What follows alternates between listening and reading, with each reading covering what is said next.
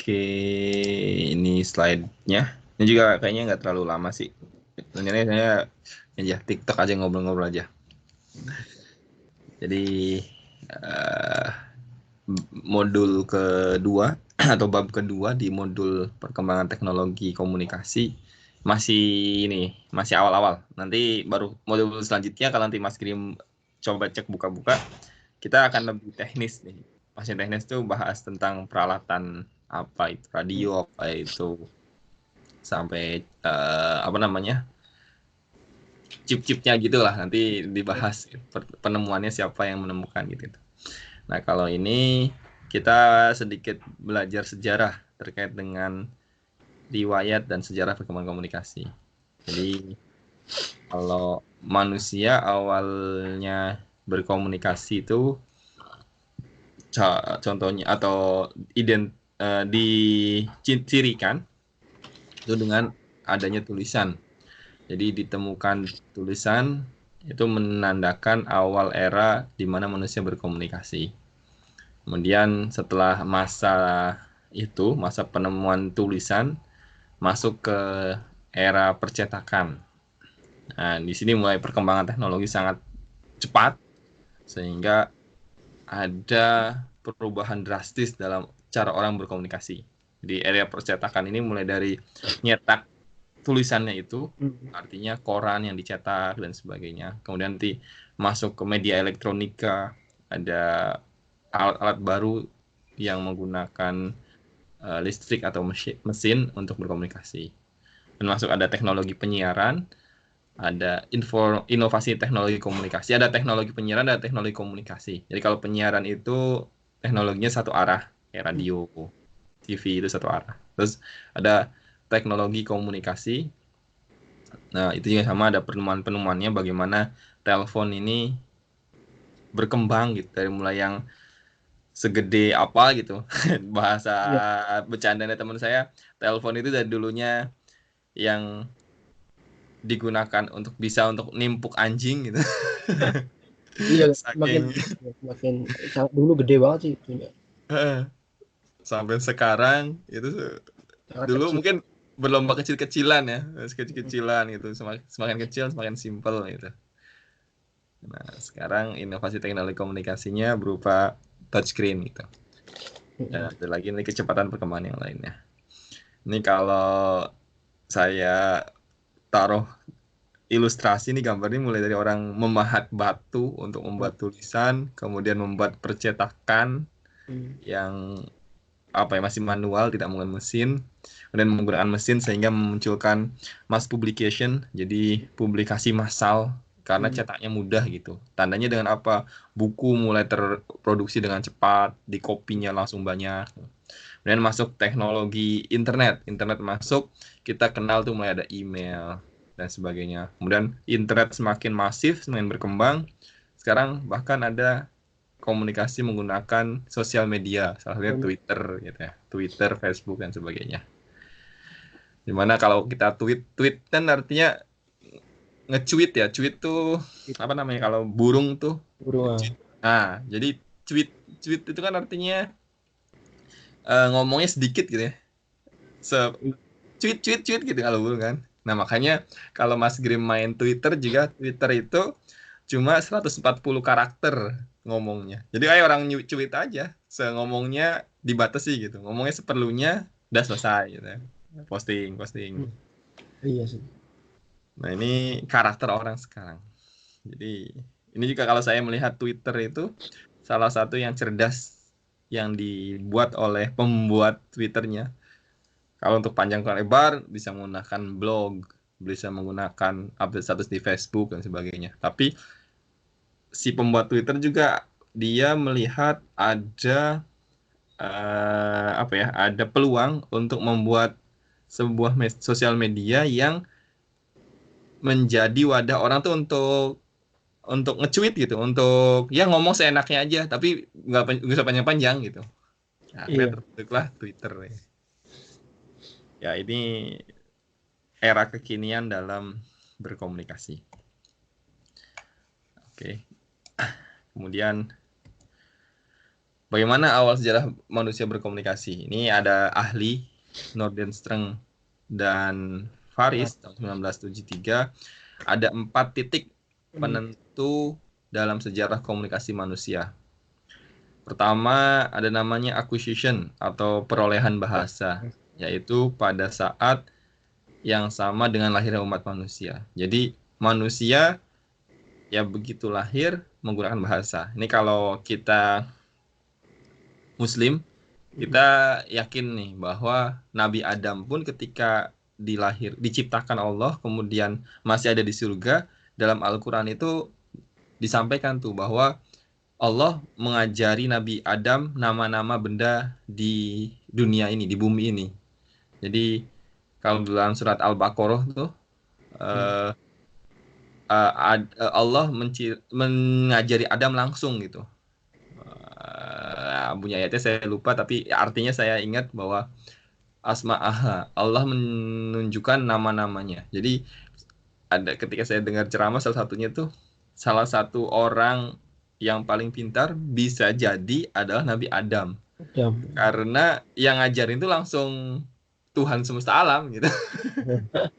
Gurunya itu Allah langsung yang menceritakan, yang memberikan nama dan sebagainya. Dan sebenarnya oleh karena itu pula kenapa Allah itu menciptakan manusia sebagai makhluk yang mendiami bumi ini itu, Khalifatul fil ard itu ya karena Adam itu katanya pintar. Salah satunya adalah karena diajarin langsung oleh Allah Subhanahu wa taala. Ini dalam konsep keislaman gitu ya.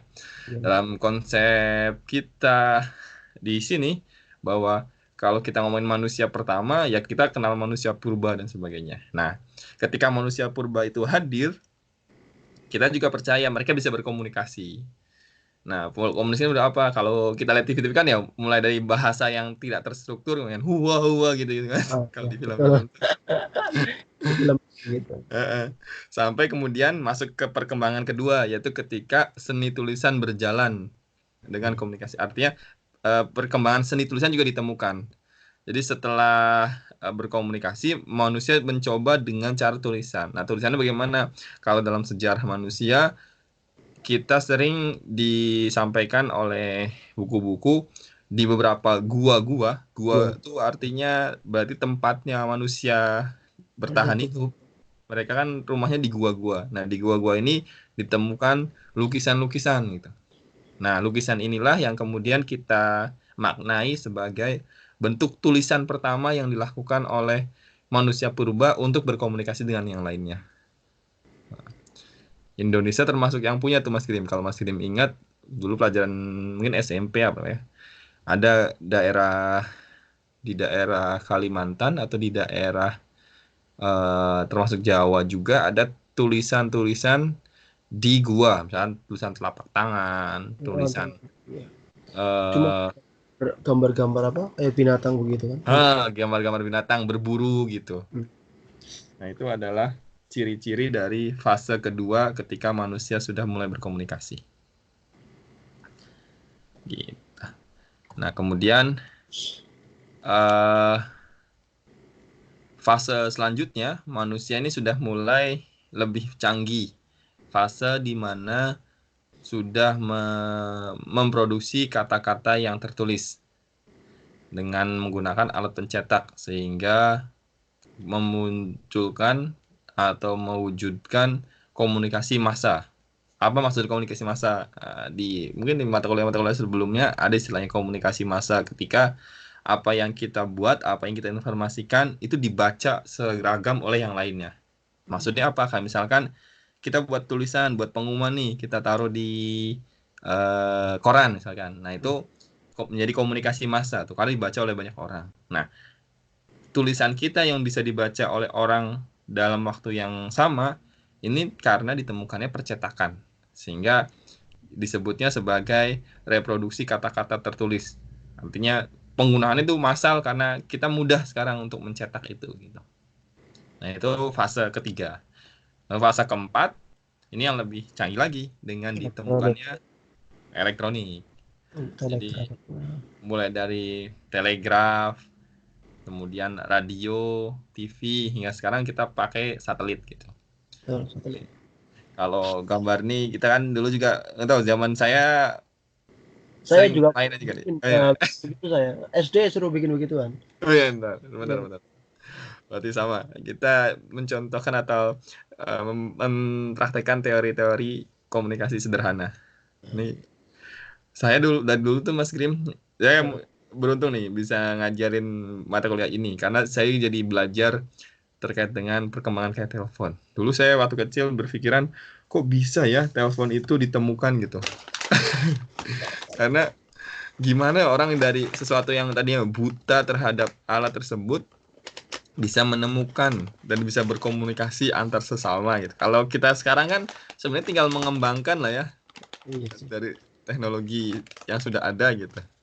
Telepon, touchscreen itu kan hanya sekedar dalam tanda kutip sekedar ya, sekedar alatnya saja gitu. Tapi kan basicnya bagaimana membuat komunikasi antara satu orang di sini dengan orang yang lain jauh tuh sudah dibentuk jauh sebelum masa kita gitu. Nah, makanya orang-orang yang menemukan itu tuh yang membuka segalanya ya. Iya, iya, ya keren aja. Sampai sekarang pun kadang orang-orang tua di kampung itu kan kalau anaknya telepon dari luar negeri, kok bisa ya gitu. Kita bisa ngomong begini padahal kamu di situ, saya di sini gitu kan. Orang-orang masuk ibu saya sendiri sampai sekarang ya, ah itu kalau dijelasin susah, ruwet kalau dijelasin. Iya, nggak ada kabelnya, bisa ngomong. Sama persis berarti. Nah, ini kalau tadi kata siapa Faris dan Northern Strength ini fase keempat nih. Nah, kemudian ada lagi seorang ahli menyampaikan namanya Wilbur Schramm. Beliau mengatakan menulis merupakan temuan manusia terbesar karena sejak adanya tulisanlah orang terbebas dari hanya mengandalkan ingatan dan menyampaikannya sesuai tanpa batas jarak dan waktu. Wah, ini sepakat banget nih. Jadi kalau kita belajar sejarah, salah satunya saya juga mengikuti dan coba menelaah gitu. Kenapa Indonesia, kalau kita ngomong sejarah Indonesia, Mas, Iya. itu baru ada ceritanya itu paling lama itu adalah sejarah Kerajaan Kutai Kartanegara. Yang artinya kerajaan itu ada di tahun 500-an Masehi. Jadi kalau dikaitkan dengan zaman yang terjadi di wilayah lain, misalkan di Arab, itu zaman ketika Nabi Muhammad mau lahir tuh di Arab.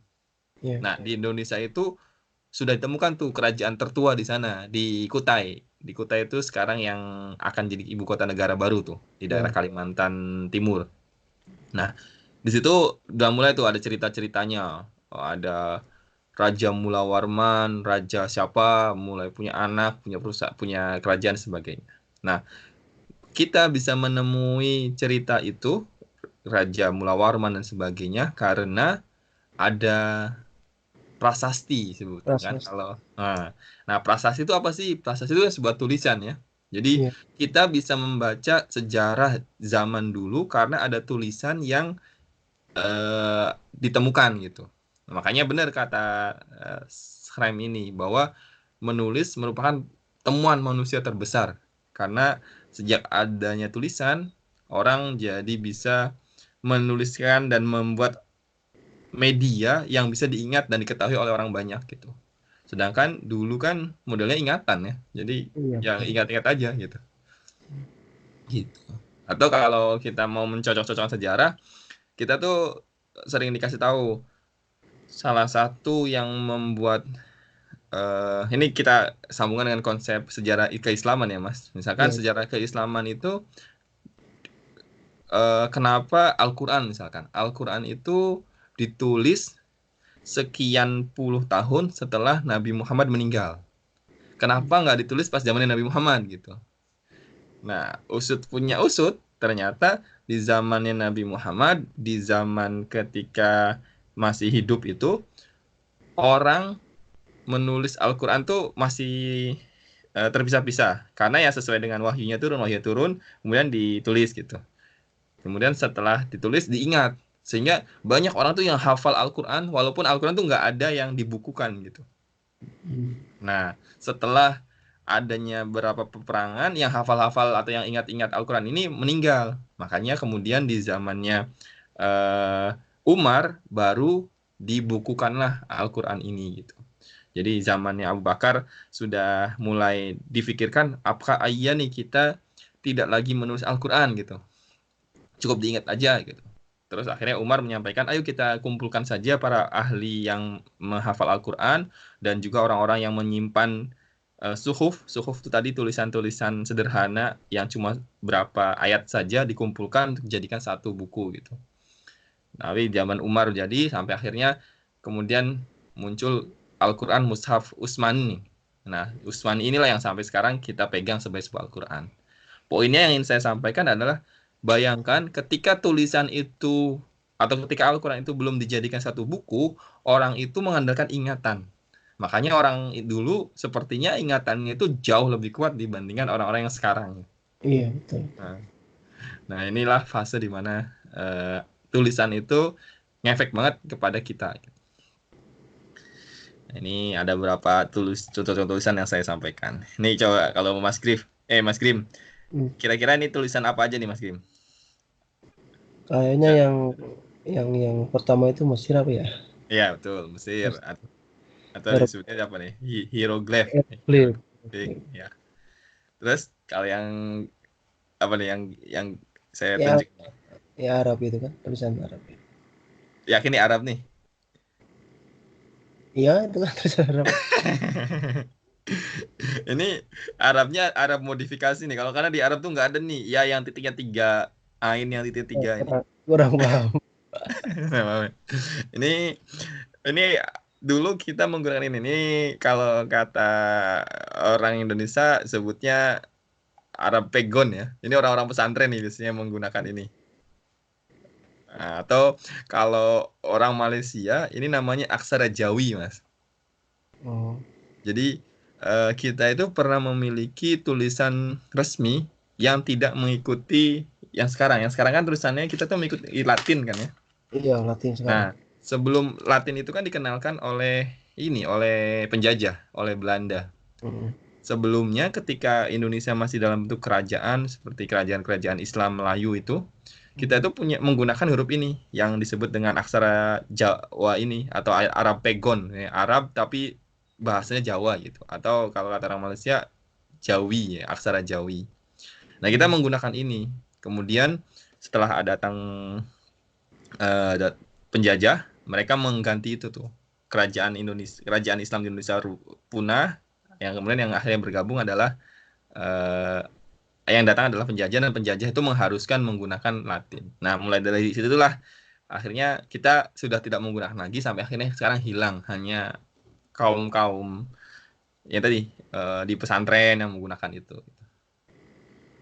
Nah, kalau dari seorang atau dari beberapa ahli sih katanya salah satu kehilangan terbesar Indonesia dijajah itu bukan hanya sumber daya itu rempah-rempah gitu, bukan. Tetapi kebudayaan ini, Mas, kebudayaan tulisan. Iya sih. Jadi kita kayak ngikutin ya alfabet kan ya, bukan dari Indonesia sih. Betul. Jadi kita kayak kalau misalkan ini ya pride itu kebanggaan, itu ya kita nggak bisa bangga, nggak kayak orang Korea tuh bangga, mereka punya tulisan sendiri kan, punya Hangul kan, yang tidak mencontoh gitu. Nah kalau kita itu mencontoh yang lain karena ya tadi setelah dijajah kemudian si penjajah memaksa kita untuk mengganti tulisannya. Nah ini salah satu hal yang saya baca dari buku seorang filosofis dari Indonesia yang mengatakan kehilangan terbesar kita setelah penjajahan adalah hilangnya huruf-huruf ini. Karena dengan hilang huruf-huruf ini banyak tuh rentetan lain yang akhirnya kita hilang. Oh, kenapa sih kita dulu menggunakan Arab gitu? Apa kaitannya Indonesia dengan Arab sehingga huruf kita itu dipengaruhi oleh Arab gitu. Nah, kayak ini tulisannya nih. Kalau saya baca bahasanya setiap yang pergi bukan cinta, setiap yang berubah bukan cinta. Cinta selalu ada, tidak pergi dan tidak berubah. Ini bahasanya ini. Mas Rudi bisa nulis begitu atau hanya bisa baca doang? Saya bisa. Saya termasuk yang dulu sempat mempraktekkan juga. Ini kayak Mas Grim kalau mengikuti kondisi yang di Malaysia menarik Mas Grim. Jadi di Malaysia itu kurikulumnya mewajibkan semua anak SD untuk membuat tulisan khot. Khot itu tulisan indah.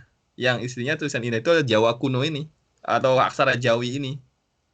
Nah, kemudian di Malaysia kan ada orang Cina juga ya. Ada orang ras India juga. Mereka tuh protes. Kenapa diwajibkan tulisan seperti ini? Ini kalau mengikuti perpolitikan itu seperti itu. Karena di Malaysia kan termasuk yang keislamiannya tinggi ya. Kuat ya. Ya kuat. Nah, itu. Ini terkait dengan tulis menulis. Nah, terus ini ada aksara Jawa dan sebagainya. Oke. Nih ke atas kan. Saya sebentar dulu.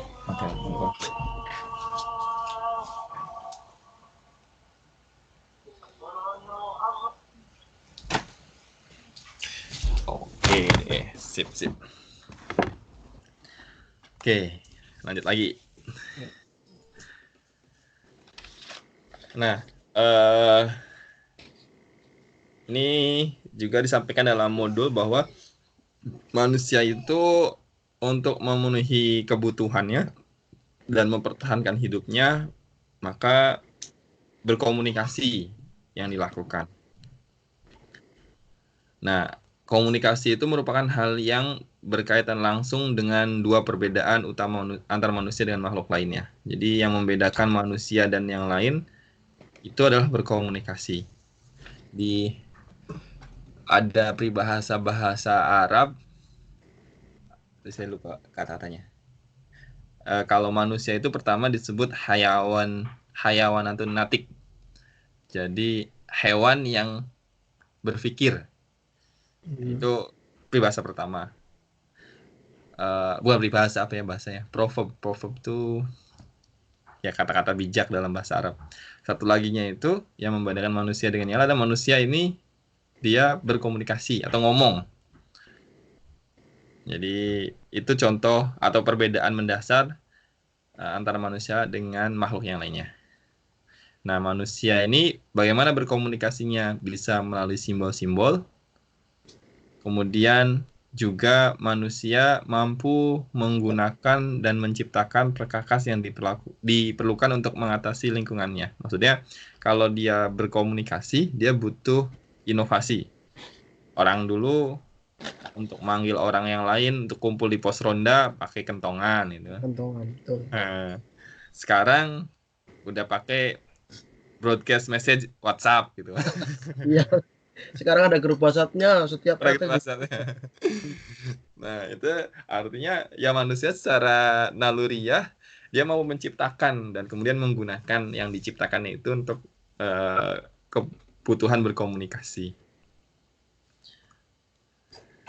Nah, jadi kalau kita ngomong-ngomong lagi terkait sejarah manusia itu adalah sejarah komunikasi gitu. Karena dari sejarah komunikasi tersebut kita akan bisa mengetahui riwayat aktivitas ekonomi manusia.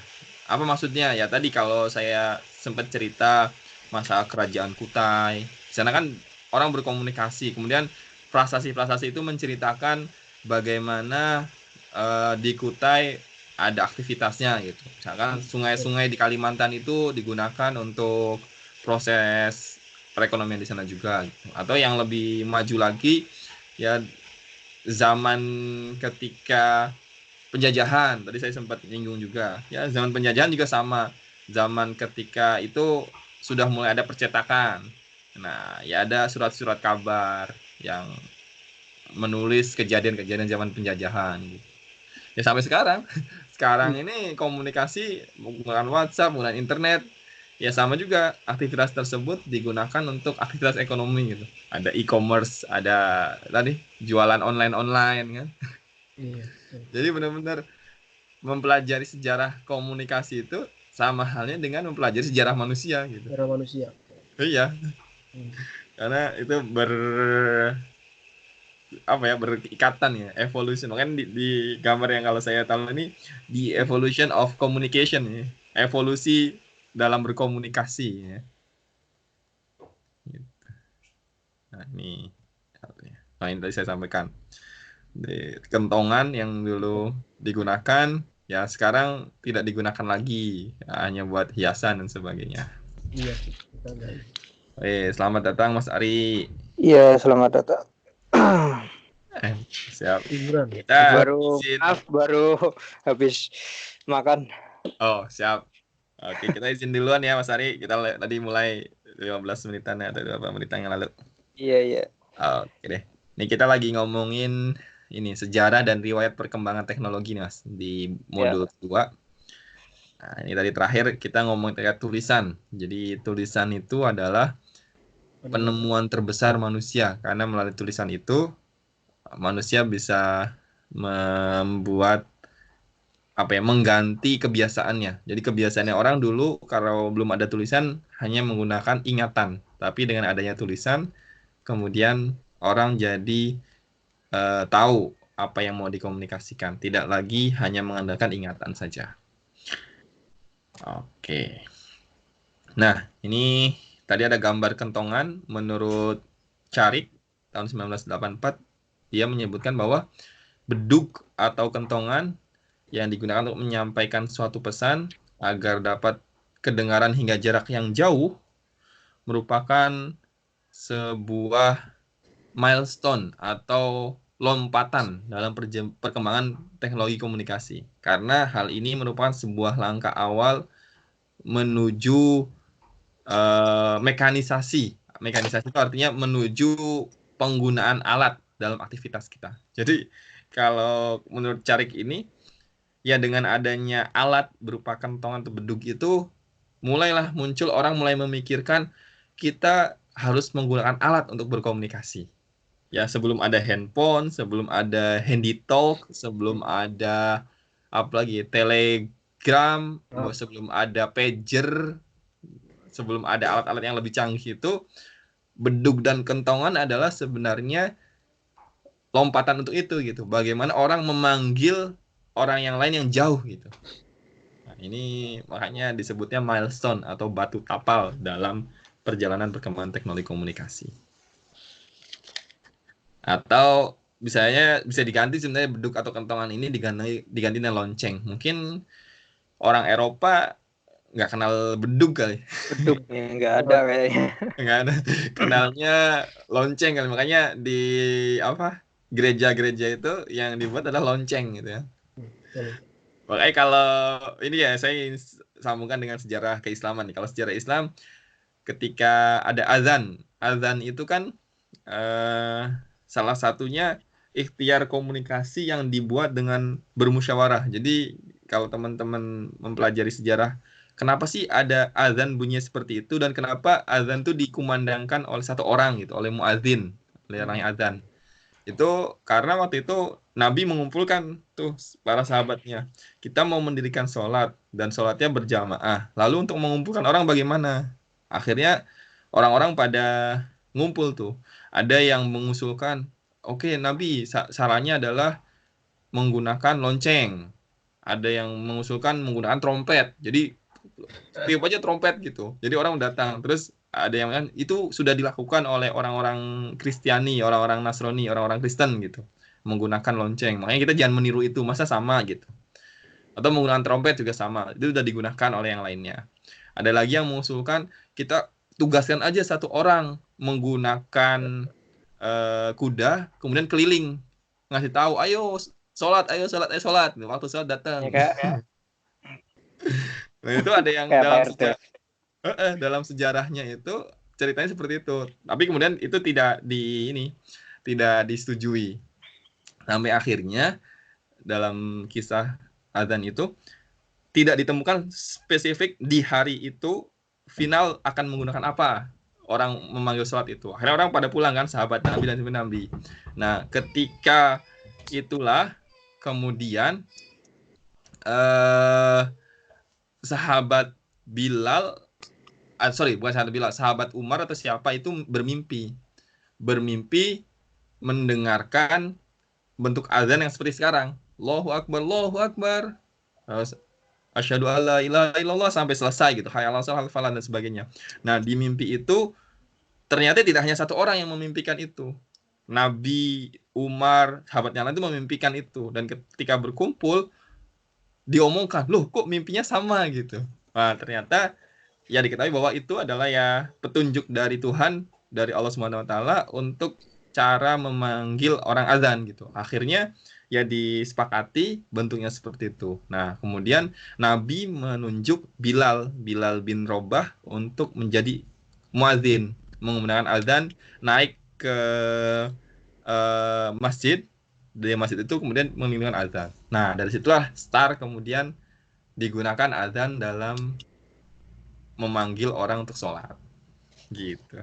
Nah, jadi kalau kita kaitkan lagi dengan teori komunikasi yang sedang kita pelajari, ya itu bentuk komunikasi dalam sejarah Islam dalam cara memanggil orang untuk sholat.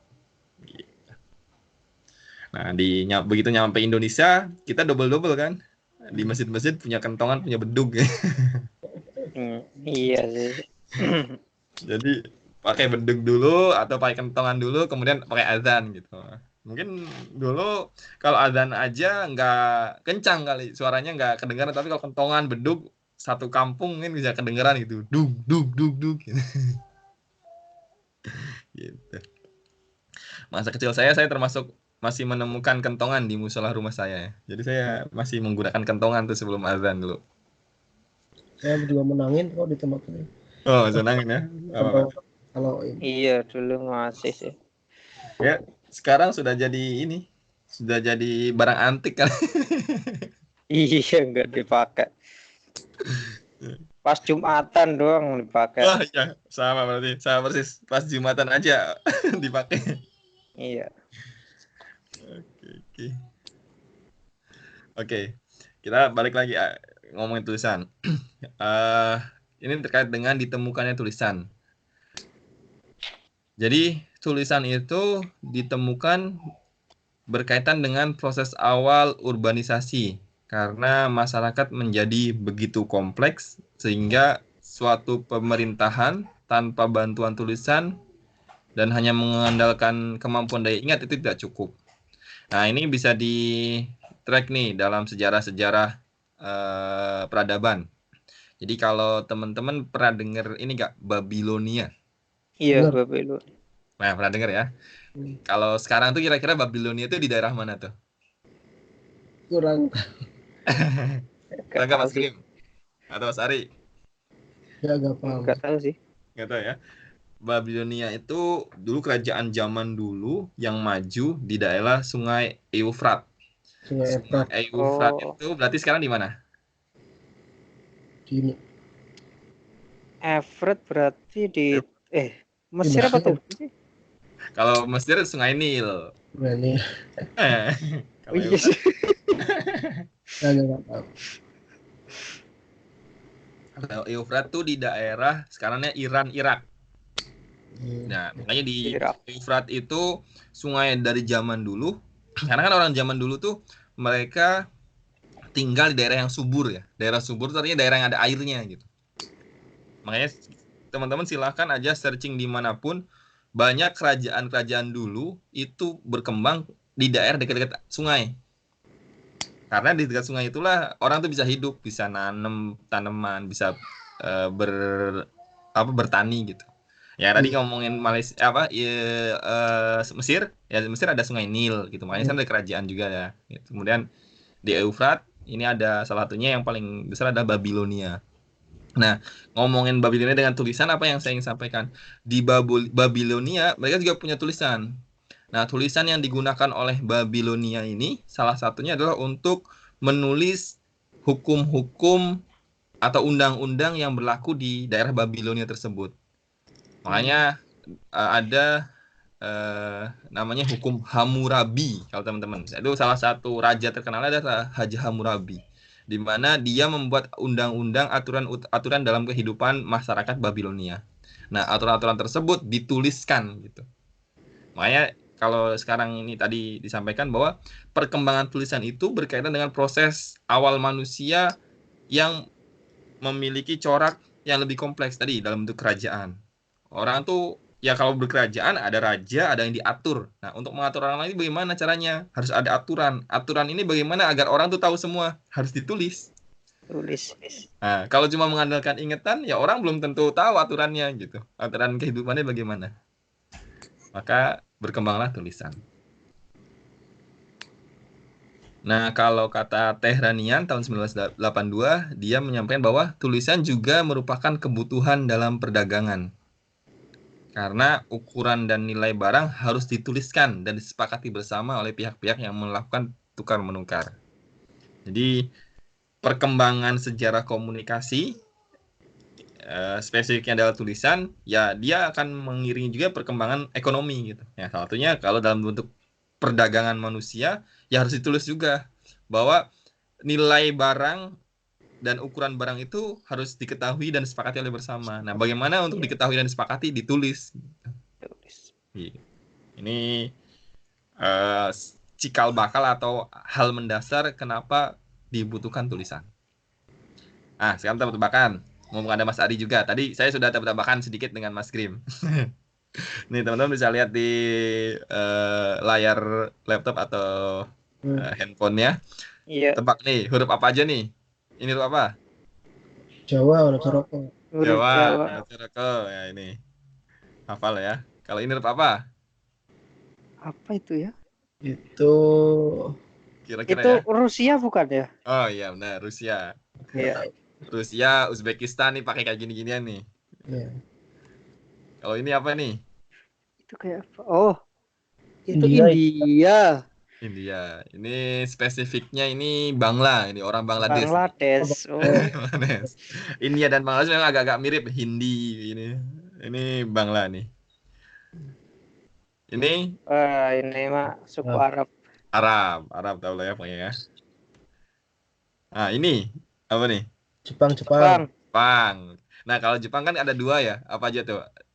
Kanji sama ini nggak tahu. Punya kanji. Atau kanji ya. Jadi kalau Jepang itu kan ada yang digunakan untuk menulis kata-kata asli dari Jepang dan ada kata-kata yang diserap dari bahasa asing. Ya, misalkan kalau di Korea kan banananya itu saya banana lagi. Tapi kalau di Jepang, saya juga termasuk yang nggak terlalu paham sih. Tapi saya dengar dari teman-teman. Nah, untuk kata-kata yang serapan yang banana itu, yang tidak ada bahasa Jepangnya gitu. Mereka tulisnya dengan aksara lain gitu. Nah, saya tiba-tiba lupa. Tadi saya ingat dua pengkategori itu apa namanya gitu. Ada kanji, ada hiragana, atakana gitu ya. Hiragana mah katakana. Jadi hiragana untuk apa, katakana untuk apa gitu. Nah, gitu. Nah, ini terakhir, ini apa nih? Huruf apa nih? Apa ini? Ya, tadi hieroglif itu. Ah, betul. Tadi sama Mas Grim kita udah membahas ini Mas Ari. Ada hieroglif. Nah, ini hieroglif. Hieroglif itu apa Mas Ari? Nggak tahu. Ini yang tadi Mas Ari sebutkan nih, yang di Mesir, yang di Sungai Nil. Tulisan zaman-zaman Fir'aun. Jadi ini temuan dari para ahli yang di Mesir itu, di piramida-piramida itu banyak tulisan-tulisan. Terus biasanya di peti matinya, mumi itu ya. Mumi itu suka ditemukan tulisan-tulisan kan. Nah, tulisan-tulisan itu coba diartikan apa gitu. Nggak tahu sih ini bener atau enggak nih artinya A B C D A B K ini. Tapi intinya ya pemerintahan Mesir ketika itu sudah mengenal tulisan sehingga bisa menceritakan apa itu. Termasuk kalau mumi itu biasanya diceritakan ada tulisan-tulisan kan. Nah, apa atau menerangkan siapakah si mumi itu, salah satunya dengan ada tulisan-tulisan di peti matinya itu. Sehingga para ilmuwan mencari tahu, wah siapa sih si mumi yang ditanam ini gitu. Kayak terakhir kali itu saya baca artikel di sebuah koran, ditemukan mumi yang di mana mumi ini adalah seorang kayak hakim ya, wazir. Jadi seorang hakim di wilayah tersebut gitu. Makanya di muminya atau di peti matinya itu dituliskan siapakah si orang ini gitu, apa perannya ketika masih hidup. Nah, ini jenis-jenis tulisan yang ada gitu. Kalau kita kumpulkan mungkin bisa jadi setiap negara punya tulisan-tulisan sendiri gitu. Punya. Nah, termasuk tadi saya cerita ke Mas Grim, Mas Ari terkait dengan aksara Jawa atau Jawa Pegon apa ya, yang Arab tapi pakai bahasa Jawa gitu.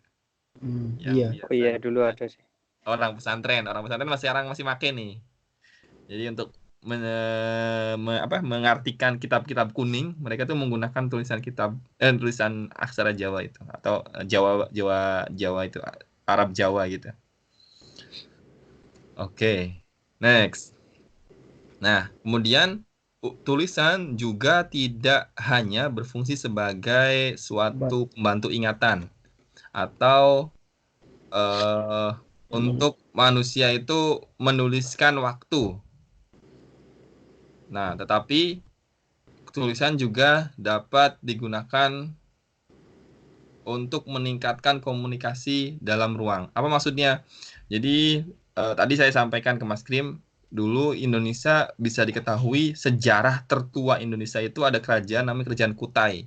Kenapa kita mengetahui Kerajaan Kutai itu sebagai kerajaan tertua? Karena kita menemukan tulisan yang ada dalam batu atau yang disebut dengan prasasti. Nah, di prasasti tersebut ada tulisan keterangan waktu. Makanya kita bisa mengetahui itu si prasasti itu dibuat kapan. Ternyata dibuat tahun 500 Masehi oleh Raja Mulawarman misalkan.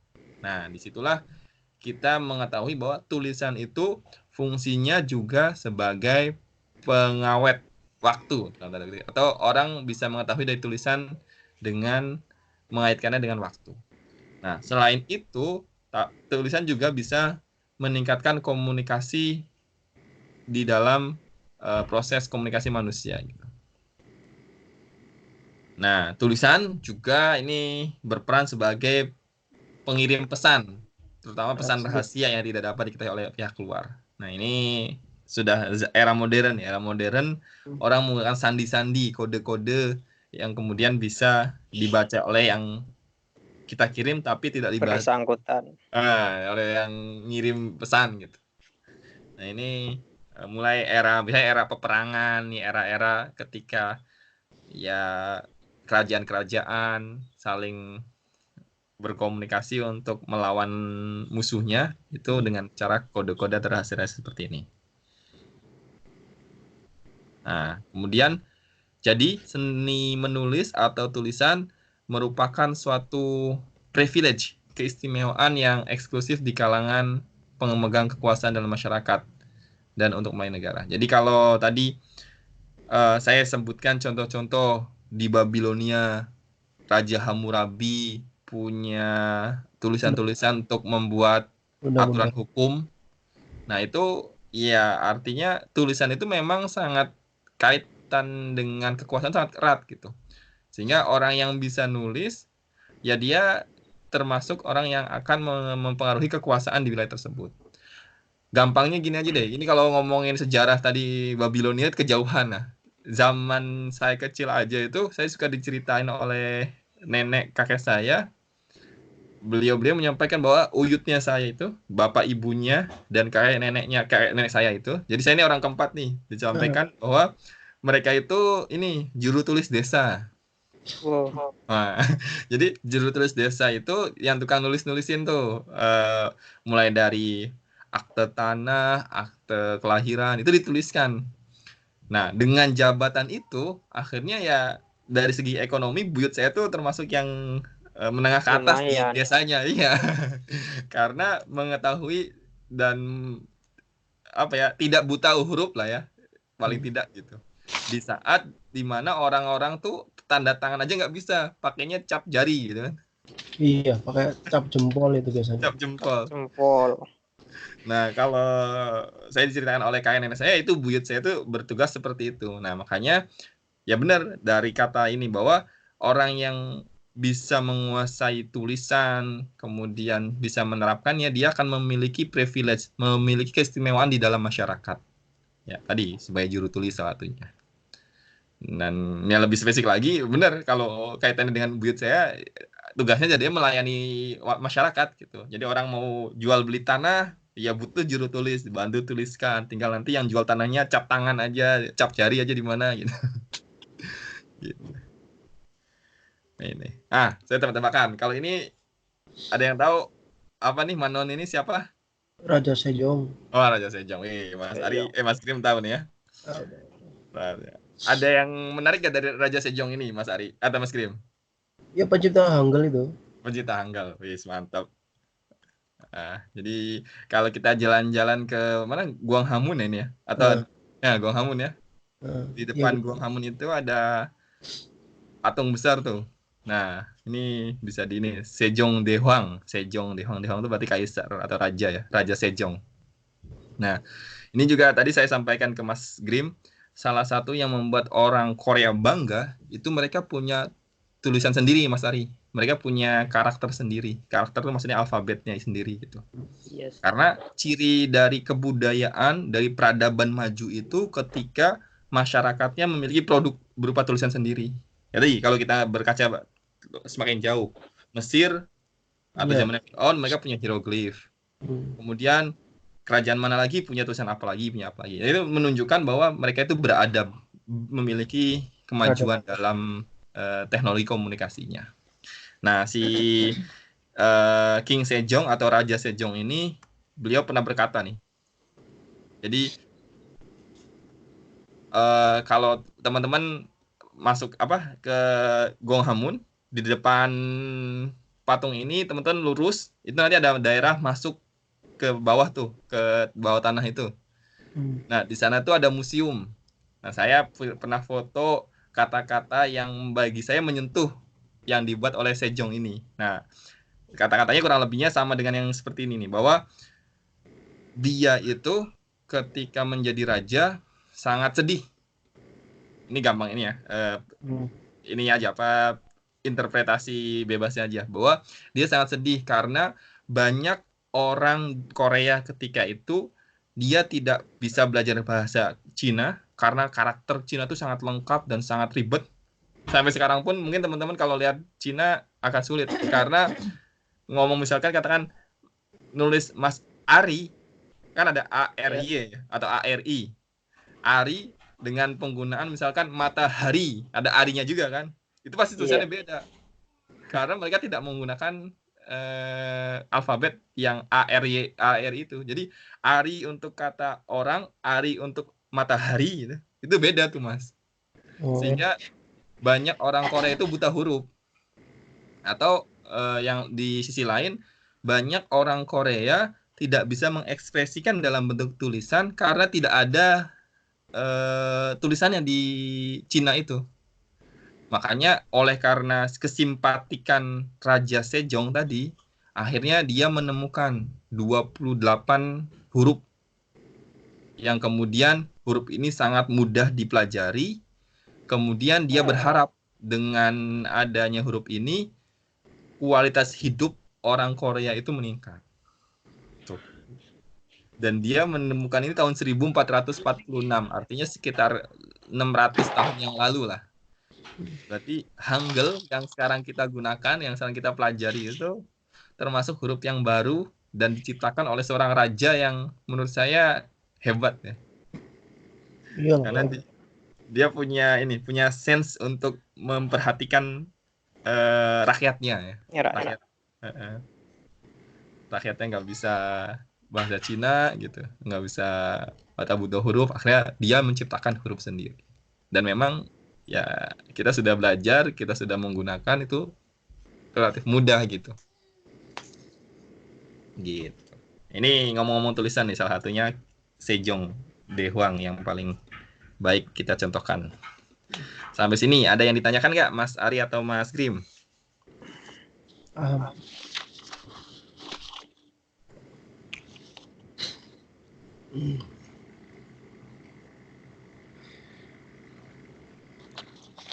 Asik ya? Ya, kalau cerita sejarah zaman dulu tuh seneng aja gitu. Nah, ini yang unik kalau ngomongin Sejong ini, bahkan kita pun sekarang di Korea tinggal nih, ada hari perayaan Hangul Day. Pernah kan? Hangul Nal? Iya, Ada iya. tanggal merahnya gitu. Nah, itu bentuk penghargaan. Makanya tadi saya juga ngomong ke Mas Krim, salah satu bentuk kehilangan terbesar Indonesia adalah Indonesia tidak menggunakan huruf yang asli punya Indonesia gitu. Artinya kita kan sekarang menggunakannya Latin ya, Iya, Iya. sama kayak orang barat. sama kayak orang Barat. Itu gara-gara kita dijajah dulu gitu, dijajah oleh orang Barat sehingga merubah semua huruf yang kita miliki. Padahal kita tadi punya Hana Caraka, Hono Choroko gitu kan. Di Sunda juga sebenarnya punya Hana Caraka juga. Saya nggak tahu kalau di luar Jawa Mungkin juga punya juga nggak tuh huruf-huruf mungkin punya tradisional di zamannya. kayaknya di luar Jawa juga kan banyak ya suku-suku gitu. Juga ya sih. Harusnya sih ada bener Mas. Semuanya tuh hilang gara-gara penjajahan. Jadi bener kata tadi saya sampaikan filsuf yang sekarang gitu, ahli filsafat eh, modern, orang Melayu, Melayu itu tidak hanya Indonesia ya, Malaysia juga, itu kehilangan terbesar akibat penjajahan adalah hilangnya huruf gitu. Hurufnya diganti. Nah, kalau Thailand, kenapa Thailand tidak merubah hurufnya? Karena dia nggak dijajah. Iya, dijajah sih. Nggak dijajah, hurufnya original dan digunakan dari zaman dulu sampai sekarang gitu. Oke, kalau nggak ada yang tanyakan, kita lanjut. Tadi ada era tulis menulis, sekarang ada era percetakan. Jadi penemuan mesin cetak ini juga merupakan milestone baru. Jadi kalau tadi kentongan itu adalah milestone atau batu lompatan ditemukannya dibutuhkannya alat untuk berkomunikasi, maka dalam bidang tulis menulis mesin percetakan adalah dimulainya ketika orang mampu menyampaikan tulisan yang panjang, kemudian secara terus menerus dan bisa diterima oleh masyarakat yang besar dan banyak. Maka ini juga era tulis menulis ini mulai kemajuan pesat gitu. Karena apa? Ya tadi, kalau kita bisa nyetak tulisan dengan cepat, ya informasi bisa cepat tersalurkan, apalagi dengan jumlah yang besar. Kalau cetak kan banyak ya. Banyak, akhirnya orang semuanya bisa mengetahui semua gitu. Nah, yang kemudian dimanfaatkan dalam era percetakan ini adalah surat kabar atau koran dan buku-buku. Nah, termasuk buku juga kan, buku itu sumber ilmu. Ketika mampu memproduksi buku, artinya keilmuan atau secara peradaban orang akan meningkat pesat tuh karena orang bisa belajar dari buku-buku itu. Nah, percetakan ini menghasilkan bahwa apa yang kita ingin komunikasikan termasuk ilmu-ilmu yang ditemukan oleh para penemu itu kemudian bisa dipahami oleh banyak orang. Jadi ya wajar nih kalau misalkan bayangkan teman-teman ya, kita ngomongin sejarah tulisan nih dari tahunnya Fir'aun. Kemudian bahkan sebelum Fir'aun juga udah ada tulisan. Zamannya apa lagi? Mulai modern ketika agama Islam ada misalkan tahun 600 Masehi, itu sudah ada tulisan. Terus ada tulisan sampai ribuan tahun itu tulisan ada sampai akhirnya era di mana mesin cetak ditemukan. Nah, dari mesin cetak ditemukan sampai kekinian itu nggak lebih dari 2000 tahun tuh, nggak lebih dari 1000 tahun makan mungkin, baru ratusan tahun. Tetapi kemudian era percetakan ini menciptakan pengetahuan yang sangat luas yang kemudian mengefek pada bagaimana kita berkomunikasi. Kenapa sih ditemukan radio? Kenapa ditemukan telepon? Kenapa ditemukan komputer? Kenapa ditemukan internet dan sebagainya? Ini kan berarti ada kaitannya dengan ilmu. Nah, ilmu ini kan bisa diketahui orang kenapa? Karena ditulis. Nah, ditulis kemudian diketahui banyak orang kenapa? Karena ada percetakan. Nah, jadi runutnya seperti itu. Dengan adanya percetakan, keilmuan itu menyebar sangat cepat dan ke banyak orang sehingga percepatan teknologi itu sangat terasa sekali. Dalam sekian ratus tahun, orang langsung bisa menciptakan berbagai teknologi yang tidak diciptakan oleh orang-orang sebelumnya. Nah, makanya ini milestone terbaru dalam bidang komunikasi.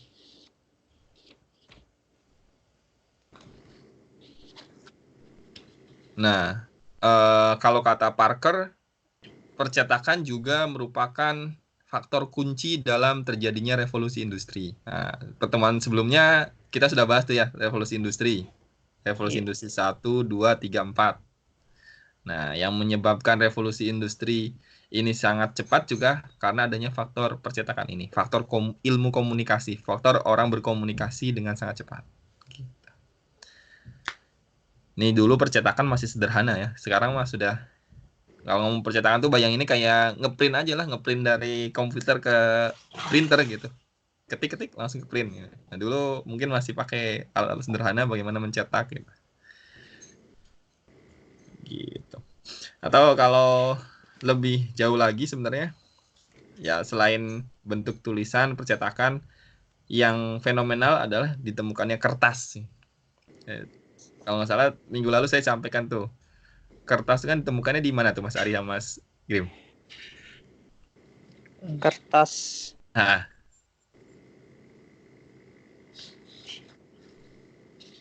gimana yo? Di mana ya? Yang pertama Cina kali apa? menemukan Cina, betul. Cina itu yang menemukan kertas pertama kali. Makanya dulu orang nulis di batu, di pelepah tanaman-tanaman, di tulang-tulang gitu kan. Kulit hewan. Nah, itu kan nggak sangat tidak fleksibel ya. Temukanlah kertas ya. Kertas inilah menjadi media tulisan yang kemudian menyebar kemana-mana dan menjadi media dalam percetakan.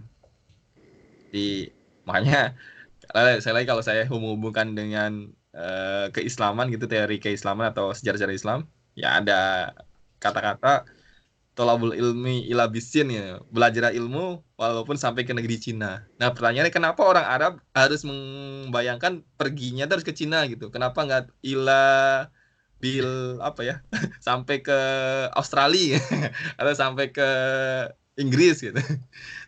Tapi yang diomongan adalah tuntutlah ilmu walaupun harus pergi ke Cina gitu. Nah, ada apa dengan Cina? Ya tadi salah satunya adanya penemuan kertas itu menunjukkan bahwa kebudayaan Cina itu maju. Nah, adanya penemuan kertas juga membuat keilmuan itu bisa mampu ditulis dengan mudah. Gitu. Oke, sampai sini ada yang tanyakan dulu nggak atau yang mau didiskusikan nggak dari apa yang kita sampaikan atau kita bicarakan? Sudah sih.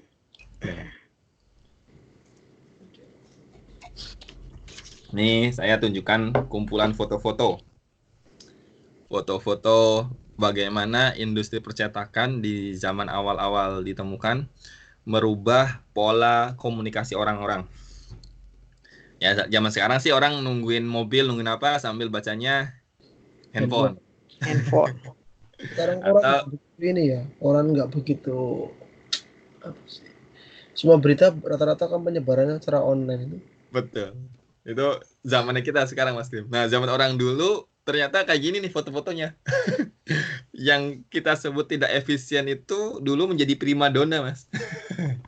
Menjadi barang utama dalam orang menjadikan apa ya? Killing time, membunuh waktunya. Ini orang lagi naik kereta daripada nunggu apa ya? Cengok bahasa Betawinya ya. Bingung ngapain, akhirnya baca koran. Orang nunggu kendaraan baca koran, semuanya baca koran. Ini kalau sekarang bermedia sosial. Sekarang media sosial. Jadi ada foto, mungkin nanti di slide yang selanjutnya saya ada tunjukkan tuh. Orang tuh sekarang cuma ganti ini aja Mas, ganti media saja. Dulu kan orang bahasa orang sekarang kan autis ya, autis maksudnya asik sendiri gitu. Asik sendiri. Sekarang nih orang pakai handphone gitu, jadi nggak negur kanan kirinya, pakai handphone aja. Nah ternyata zaman dulu juga sama. Orang nggak negur kanan kirinya, cuma baca koran aja. Medianya saja yang berbeda, tapi sikapnya sama. Oke. Nah udah, ini era media percetakan. Jadi tadi kalau saya ulang lagi, pertama kita membahas era tulis menulis, ditemukan tulisan dan sebagainya, masuk ke era percetakan. Yang selanjutnya adalah masuk ke media elektronika. Nah ini lebih jauh lagi loncatan ini. Jadi kalau saya menekankan era percetakan itu era lompatan karena akhirnya informasi bisa ditulis dengan banyak dan dengan penyebaran yang cepat gitu. Jadi bisa disebarkan dengan banyak orang sehingga ilmu tuh berkembang pesat. Nah, bentuk atau keluar dari ilmu itu apa? Ya, cepat banget perkembangannya nih, termasuk ilmu di bidang elektronika. Sehingga dalam bentuk komunikasi elektronika yang pertama ditemukan adalah telepon dan telegraf dengan menggunakan kabel. Jadi masih pakai kabel, telepon dan telegraf. Nah, saya nggak kebayang tuh gimana awalnya orang bisa nelpon jauh gitu. Kalau tadi saya sama Mas Grim sempat diskusi, kita pernah pakai itu Mas Ari, yang telepon-teleponan pakai itu loh, kaleng tapi disambung dengan tali. Oh, pakai senar itu ya? Senar itu, bener. Iya.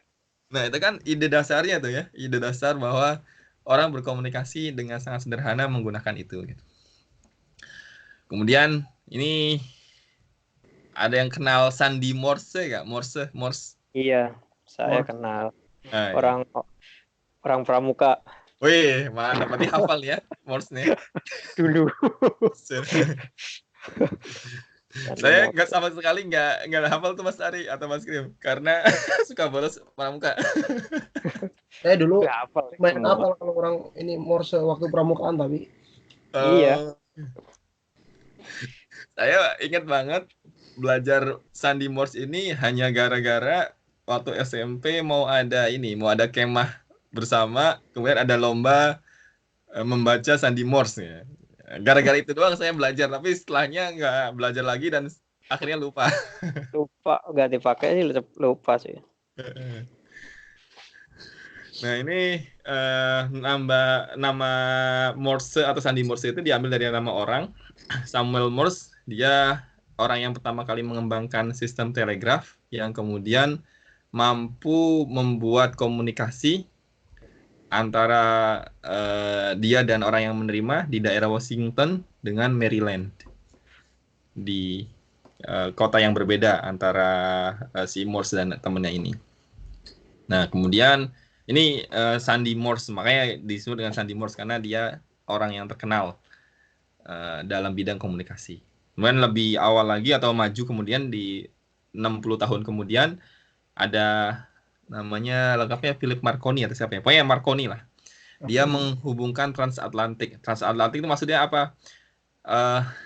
Teman-teman hafal ini. Samudra di dunia ini ada berapa? Samudra India.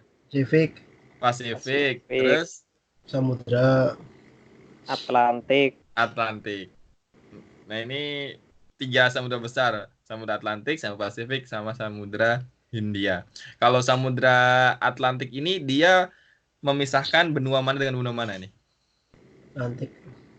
Kalau Hindia kan saya bayangin ya, kalau Samudra Hindia itu menghubungkan antara atau memisahkan antara Indonesia dengan Australia itu. Dia kan Samudra Hindia ya. Sampai nanti ke atasnya ke daerah Aceh, Sumatera itu juga sebelah baratnya itu Samudra Hindia tuh. Nah, kalau Samudra Atlantik daerah mana tuh? Eropa sama Amerika apa? Betul, Eropa sama Amerika. Makanya disebut di sini Marconi itu menghubungkan transatlantik. Artinya dia mampu menghubungkan Eropa dengan Amerika.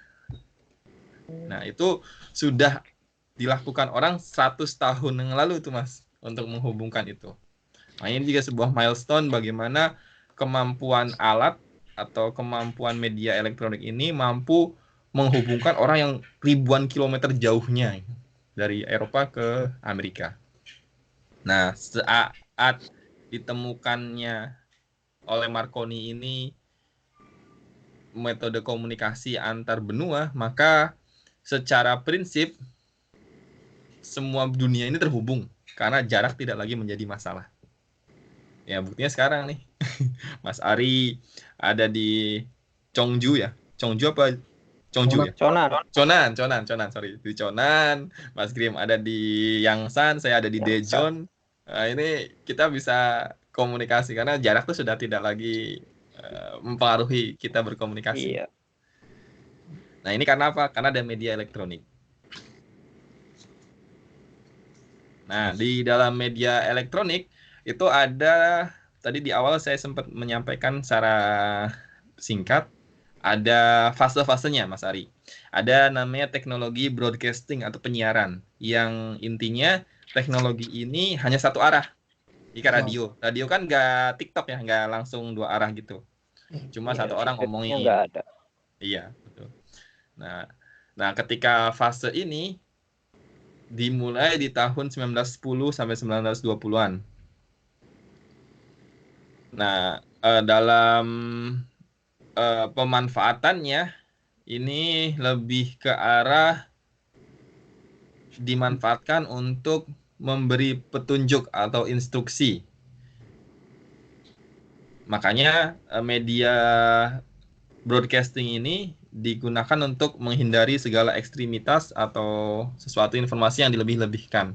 Maksudnya nih, teman-teman bisa belajar. Tahun 1910, 1920-an itu awal-awal Eropa memanas karena Perang Dunia Pertama. Nah, Perang Dunia Pertama itu tahun-tahun berapa tuh kira-kira?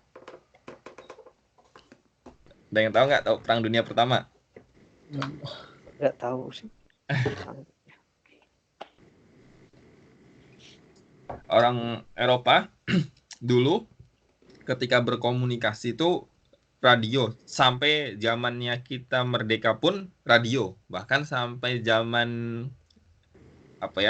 zaman pemberontakan PKI radio itu penting. Makanya kalau teman-teman lihat film G30 SPKI atau baca sejarah G30 SPKI, yang pertama kali mencoba untuk dikuasai oleh orang PKI adalah orang pemberontak itu adalah radio, RRI.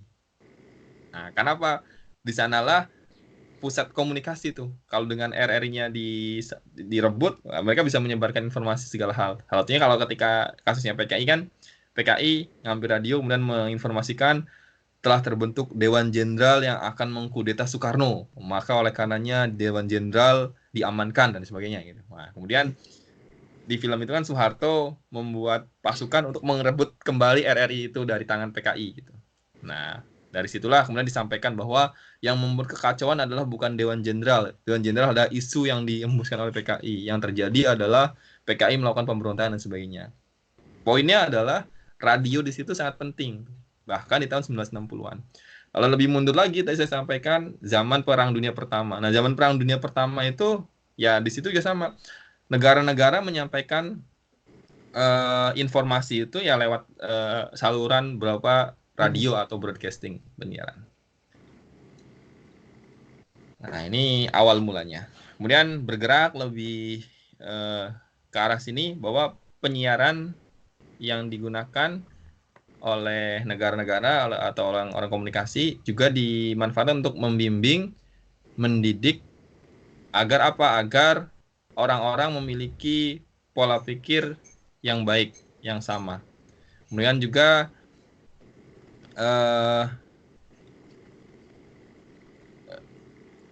radio ini digunakan untuk penguasa.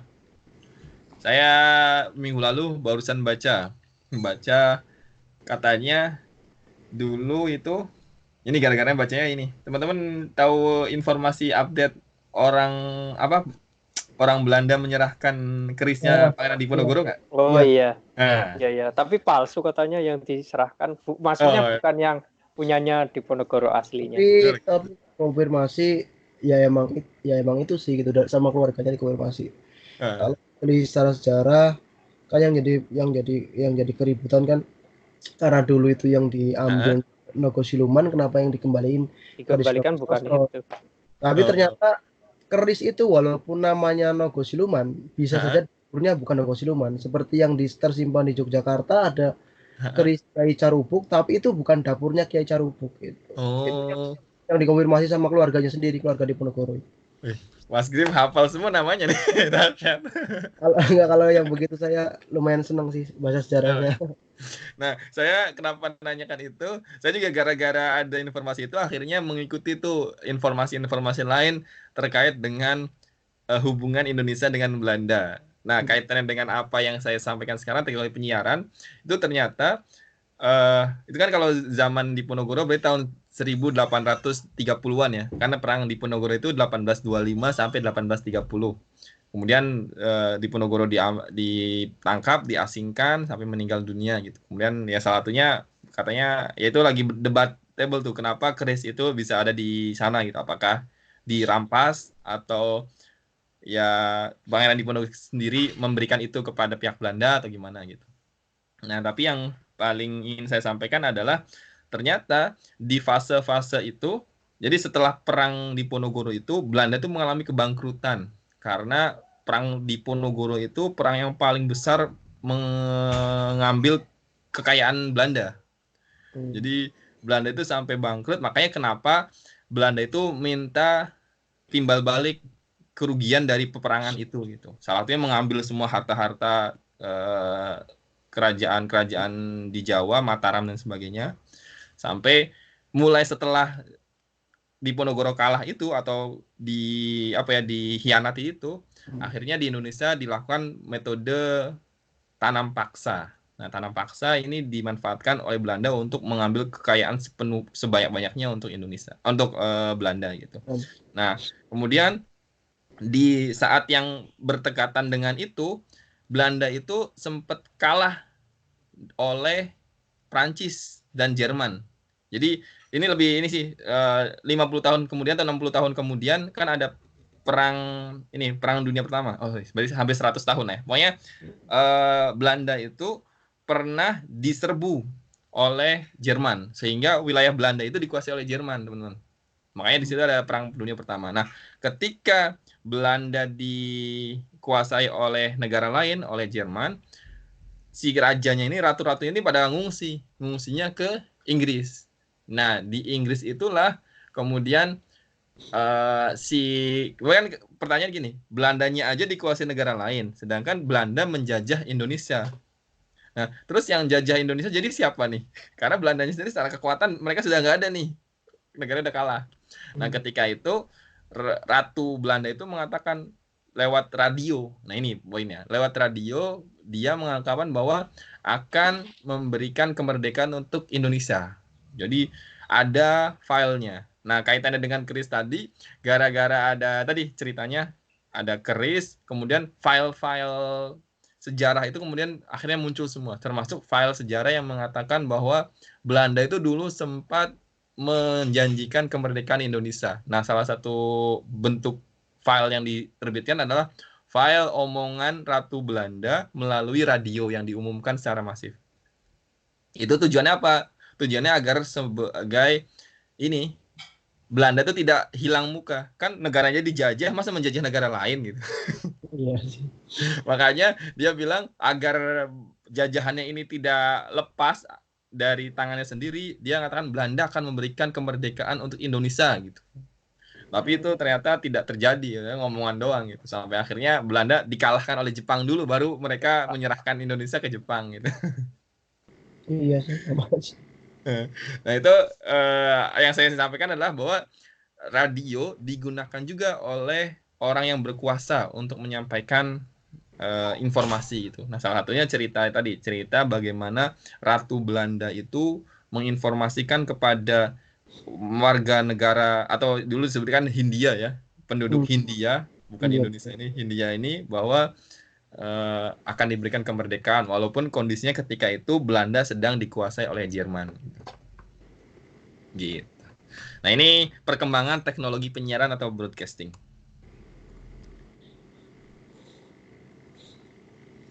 Oke. Nah, kemudian menurut William, kalau ngomongin inovasi teknologi komunikasi, secara sekilas pun kita dapat merasakan bahwa datangnya inovasi itu kemudian menjadi seperti sebuah ledakan. Ini saya di gambar sampaikan nih, perkembangan teknologi telepon dari tahun 1980-an yang teleponnya mungkin digenggamnya 2 tangan gitu ya. Atau 1 tangan pun kekecilan tangan kita ya. Karena gede. Dimana ketika itu dikenal dengan jaringan 1G atau 1G. Kemudian masuk tahun 1990-an ini Nokia, Sony Ericsson ini menjadi pemenangnya. Ada jaringan 2G. Nah, sehingga dengan 2G ini meningkatnya ada CDMA sama GSM. Dulu mungkin Mas Grim sama Mas Ari sempat ngicipin kali ya telepon-telepon CDMA kayak apa tuh? Asia. Tuh. Friend. My friend, ya benar-benar friend. Nah, punya itu soalnya dulu. saya juga punya, Mas. Kalau untuk nelpon murah ya. Aduh. Nah, itu era-era 2G itu, ketika penggunaan itu masih gunakan. Kemudian masuk era awal 2000-an, ini juga sama, Nokia masih menjadi pemegang teknologi terbesar di dunia ketika itu, ada era 3G. Ini sudah mulai apa ya? Internet masuk tapi tidak cepat. Tidak cepat, masih jadul lah ya handphonenya kalau dibandingkan sekarang gitu. Walaupun kalau ketika itu saya ingat masih SMP SMA, teman-teman yang sudah kameranya VGA, VGA itu masih iya itu. VGA. Masih kalau udah VGA itu jauh keren ya yang monokrom. Padahal kalau sekarang lihat hasilnya ya ampun, buruknya minta Nah, sekarang yang tadi yang kita 1G sampai 3G ini sudah lewat semua. Sekarang era 4G. Era 4G, internet masuk, ada istilahnya LTE. Kalau misalkan di Korea sangat kencang sekali internetnya. Jadi kualitas video, kualitas gambar semakin baik. Kamera juga semakin memiliki kesamaan dengan kamera yang besar-besar gitu. Dengan hanya menggunakan satu smartphone gitu. Nah, sebenarnya sekarang sudah masuk lagi nih era 5G. 5G. Nah, 5G itu, nah yang 5G itu apa sih bedanya? Coba Mas Ari sama Mas Grim, tahu nggak 5G bedanya dengan 4G kira-kira apa nih? belum tahu sih aku terus terang. Ya, coba kecepatannya lebih mungkin. Kecepatannya tapi itu benar kata Mas Grim. Jadi saya pernah baca statusnya dosen saya di Facebook. Dia bilang dia lagi mengikuti seminar 5G dari Excel. Nah, 5G dari Excel itu gampangnya gini mikirnya. Kalau Mas Ari atau Mas Grim lihat video di YouTube, kan kita kalau di Indonesia sering tuh buffer, macet kan? Muter-muter ya. Kalau di Korea hampir nggak pernah sih. Tapi kita bisa ngelihat ada jeda. Jadi kalau misalkan videonya ada 5 menit, kita muter nih 0 dari mulai detik ke 0. Nah, kemudian kan ada yang jalan tuh downloadnya. Dan dia lebih cepat dibandingkan pemutaran tuh. Jadi kalau yang videonya lagi berjalan 3 menit, dia sudah mendownload sampai 3 menit setengah gitu. Kan terus berjalan gitu ya. Sampai akhirnya downloadnya selesai, kita bisa nonton tanpa ada buffer. Iya. 5G, bener kata Mas Grim, dia lebih cepat. Begitu kita klik play, dia langsung ke download semua tuh. Seret, selesai. Jadi asik itu. Jadi dia akan terus gerak aja, akan terus nyala gitu. Nggak mungkin ada buffer gitu. Nggak mungkin ada macet-macet gitu. Nah, itu contoh satunya. Contoh yang kedua adalah, sudah pernah dengar belum ada misalkan kita mengatur AC, mengatur kulkas pakai handphone. Oh iya. Nah, atau yang lebih keren lagi, kita bisa mengendarai mobil dengan autonomous. Autonomous artinya tanpa dikendari orang. Jadi bergerak sendiri. Iya betul. Iya. Nah, yang sudah memproduksi itu Tesla. Tesla itu perusahaan mobil dari Amerika. Nah, dia menciptakan autonomous vehicle atau kendaraan tanpa ada pengemudinya.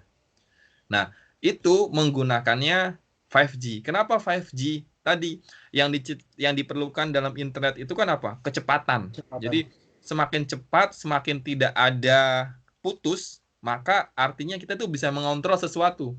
Iya ya.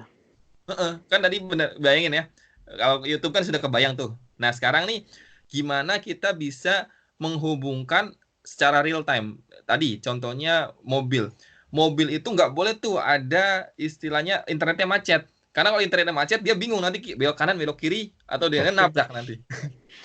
Tapi kalau internetnya kenceng, dia nggak mungkin salah tuh baca GPS. Karena GPS-nya akurat kan. Nah, GPS-nya akurat, kemudian dia bisa dengan real time, dengan tepat waktu, kapan belok kanan, kapan belok kiri. Nah, untuk menciptakan sistem seperti itu, maka internet yang lebih kencang dari 4G itu dibutuhkan. Makanya sekarang dibentuklah 5G. Jadi era ke depan itu ya akan seperti itu tuh. Korea termasuk, kita beruntung nih, termasuk yang beruntung kalau kita hidup di Korea yang sangat melek teknologi. Kalau kita di Indonesia, mungkin saya cerita ini Mas Grim sama Mas Ari masih belum kebayang. Iya ya. Karena di Indonesia masih 3G, 4G aja masih sulit. 4G Iya, 4G aja sulit. Malah tambah macet pakai 4G. Katanya kalau teman-teman yang pulang handphonenya 4G di Indonesia nggak kepake 4G-nya. Iya. Iya masih. Nah, kalau di Korea semuanya sudah tercover 4G, tinggal menunggu 5G ini lebih luas. Bahkan kalau sekarang nih Galaxy Note berapa atau S10 Plus ya? S10 sama Note 10 udah. Nah, S10 sama Note 10 sudah menjual 5G-nya tuh.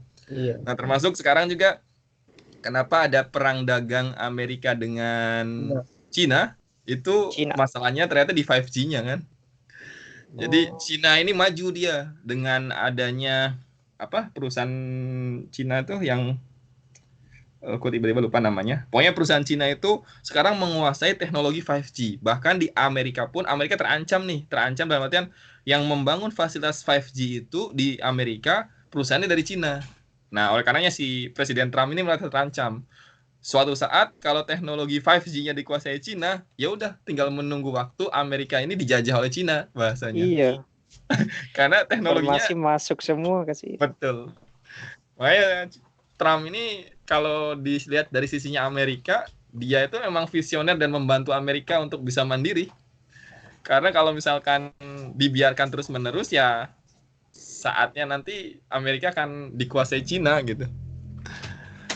Nah, ini ngomong 5G ya. Nah, itu saya sih prediksi tidak lebih dari 10 tahun ke depan 5G ini akan menjadi teknologi yang sudah dekat dengan kita, dengan manusia gitu. Terutama di negara-negara maju. Makanya ini kita nggak usah ngebayang deh ledakan inovasi komunikasinya nanti seperti apa.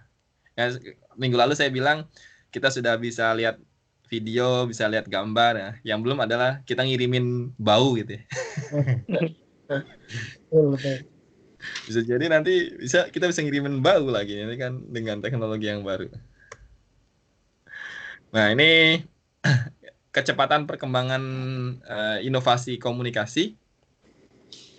Jadi riwayat perkembangan komunikasi yang tadi kita diskusikan itu menunjukkan bahwa semakin kesini atau semakin belakangan, semakin cepat pula langkah dari inovasi komunikasi. Jadi adanya kemajuan teknologi akan menyebabkan pola komunikasi yang berbeda pula. Ya pokoknya yang seperti sekarang lah. Nah, misalnya kalau saya lagi mau bahas tadi di kelas pagi saya sampaikan di Indonesia lagi rame ini work from home ya, WFH. Karena corona, orang-orang pada kerja dari rumah, rapatnya pakai Skype gitu kan. Rapat kabinet juga pakai Skype. Rapat kabinet pakai Skype gitu. Nah, kalau saya ngomong ke teman-teman, orang-orang Indonesia mungkin baru sekarang ini yang kuliah, yang apalagi menggunakan Skype. Wah, UT Korea dari 10 tahun yang lalu udah menggunakan itu. Iya. Makanya saya sampaikan ke teman-teman, benar kata ini staf ahli presiden bidang pendidikan siapa Mas Belva yang pendiri Ruang Guru. Tahu Ruang Guru ya? Iya, tahu Ruang Guru. Ruang Guru itu kan didirikan oleh Belva dan Iman Usman, dua anak muda lulusan kampus di di Amerika, kemudian dia pulang membuat Ruang Guru. Nah, Belva ini sekarang menjadi staf ahli presiden bidang pendidikan. Nah, dia bilang dalam sebuah seminar itu, kampus atau universitas yang paling siap dalam menyongsong industri 4.0 atau industri yang sekarang revolusi industri yang sekarang kita alami itu adalah universitas terbuka, katanya UT. Karena UT itu sudah menerapkan mekanisme seperti ini. Belajar tanpa harus ada kelas, belajar tanpa harus ada gedungnya, tapi tetap bisa belajar dan tetap bisa dapat ijazah. Iya. Ya, kalau masalah plus minusnya ya ada sih tetap, tapi setidaknya universitas terbuka ini adalah universitas yang akan mendistraksi, akan membuat apa ya? Ya dalam tanda kutip kekacauan atau yang akan mengalahkan sesuatu yang sudah konvensional. Kalau misalkan di dunia pertaksian, taksi itu dulu ada Bluebird apa-apa gitu. Kalah oleh Grab, kalah oleh Gojek. Padahal Grab, Gojek itu mereka tidak punya mobil, tidak punya motor, tapi bisa mengalahkan perusahaan yang punya ratusan bahkan ribuan mobil. Lama-kelamaan juga tergerus sih. Masalahnya semakin kesini kan semakin orang nggak bisa dipaksa untuk ke cuman sekolah gitu kan, nggak bisa. Nah itu makanya UT itu kalau kata Belva itu ya yang akan mendistraksi kampus-kampus konvensional itu. Lama-kelamaan ya benar kata Mas Ari. Ya kalau misalkan Mas Ari sama Mas Krim sudah bisa bekerja tanpa harus kuliah, kenapa harus kuliah gitu bahasanya kan? Tapi kan tetap kuliah itu butuh karena kita butuh informasi, butuh untuk meningkatkan keilmuan. Tapi di satu sisi kita nggak mau meninggalkan aktivitas pekerjaan kita gitu. Makanya muncullah kuliah online seperti ini, UT ini. Makanya ini ya ke depan menurut Belva dan menurut saya juga yang akan mendistraksi dunia pendidikan yang konvensional itu ya adanya UT ini gitu. Universitas terbuka yang menggunakan online system ini. Syukurlah saya jadi orang UT juga. Nah, benar Mas. Saya tadi ngomong nanti bisa jadi cucu kita atau mungkin anak kita kali akan iya kayak gini mungkin ya. Kayak gini bener. Nanti kan bapaknya bisa saya juga udah pernah gitu. Bisa sombong dikit. Sorry. Kita sudah merasakan ya. Atau setidaknya sekarang nih jangan jauh-jauh. Mungkin nanti nggak tahu deh kalau di kota Cilacap atau Purwodadi tempatnya Mas Ari sudah menerapkan kayak gitu nggak sekolahnya? Kalau sekolah saya, teman-teman kuliah saya tuh sudah menerapkan ini. Jadi saya bilang, ya kalian baru UT Korea udah 10 tahun yang lalu udah pakai gini. Gitu. Nah ini sehingga kecepatan perkembangan ini kalau dari perkembangan teknologi komunikasi ini diprediksi bahwa masyarakat yang akan datang akan diprediksi tidak lagi bergantung pada jarak.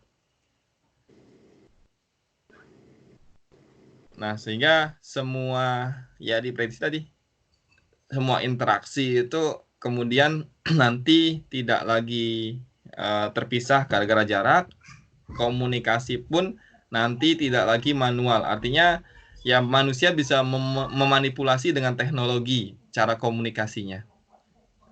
Contohnya apa? Misalkan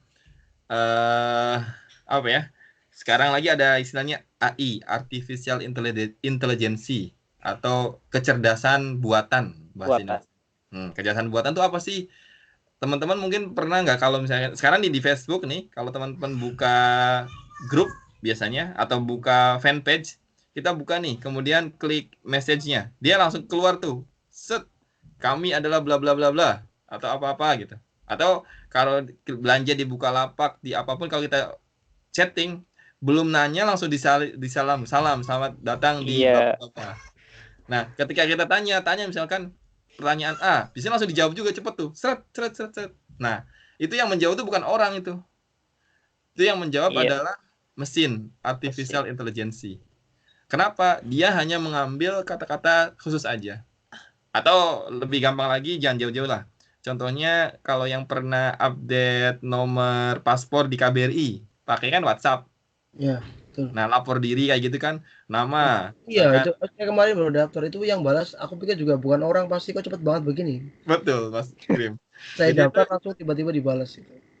Nah, itu menggunakan kecerdasan buatan tuh Mas Krim artinya. Dia hanya mengambil, makanya kenapa ketika lapor diri itu spesifik harus nih bentuknya nama, terus garis garis pagar, alamat, garis pagar gitu-gitu kan. Nah, kemudian akhirnya dibalas langsung.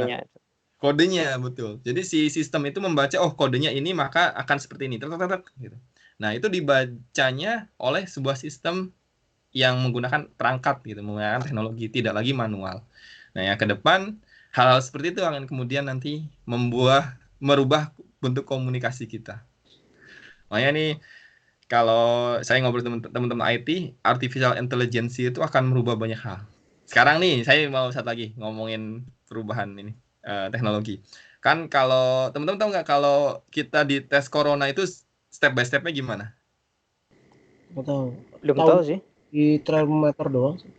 Nah, kalau pertama Suhu dicek ya tubuh. termometer panas atau tidak. Nah, kalau yang ke dokter nih, saya kena COVID atau enggak nih gini. Kalau kena orang enggak nih. Kalau di Indonesia tuh step by stepnya gini Mas Kirim. Pertama ditanya dulu bentuk batuknya batuk apa. Oh, benar historia dulu. Pernah nggak berhubungan dengan orang yang kena corona? Misalkan saya pernah ke Korea, pernah ke Daegu, wah kemungkinan berinteraksi dengan corona. Berarti semakin kuat nih.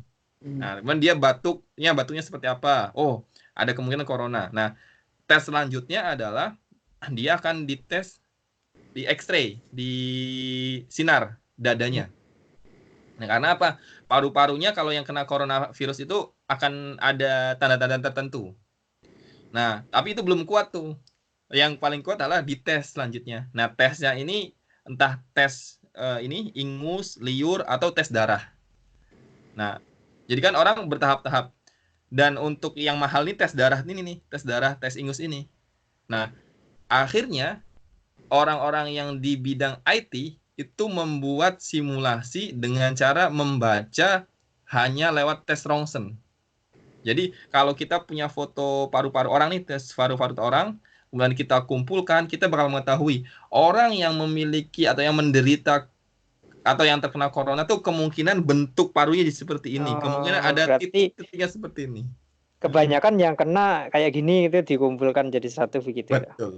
Nah, itulah yang namanya sebut dengan big data, data yang besar. Jadi kalau misalkan kita punya jutaan foto atau ratusan ribu foto orang yang mengidap corona, kemudian ratusan ribu atau jutaan orang yang tidak mengidap corona, kita kumpulkan, kemudian ya kita tinggal mengidentifikasi aja. Begitu Mas Ari di X-ray-nya diserahkan, Mas Ari ini fotonya ternyata lebih mirip kayak yang tidak kena corona, berarti coronanya negatif. Iya, betul. Nah, ini namanya artificial intelligence. Jadi, artificial intelligence itu atau big data itu yang dibutuhkan adalah data yang banyak, data yang besar. Sehingga tapi kalau begitu peradaban Jawa sudah maju duluan. Primbon Jawa kan gitu kan kayaknya. Gimana tuh? Orang yang misalkan lahirnya Rabu Kliwon itu kan kata-kata mbah saya kan ceritanya primbon kayak gitu, diteliti orangnya itu orang yang lahirnya ini itu pasti kayak gini gitu terus jadi buku itu berarti lebih orang dulu berarti lebih tahu duluan. Bisa jadi. Tinggal datanya sebanyak apa itu kan pertanyaannya. Iya. Yang lahir Rabo Pon itu atau Rabo Kliwon atau Jumat Kliwon itu seberapa banyak sehingga bisa mengetahui sejarahnya atau kemungkinannya. Ya, kemungkinan wataknya atau apanya kan ketahuan semua. Benar. Nah, itu tuh. Jadi ya kita nggak tahu sih kalau misalkan tadi kata Mas Ari itu aplikasi dari big data apa bukan si Primbon itu. Dari alam spiritual itu biasa.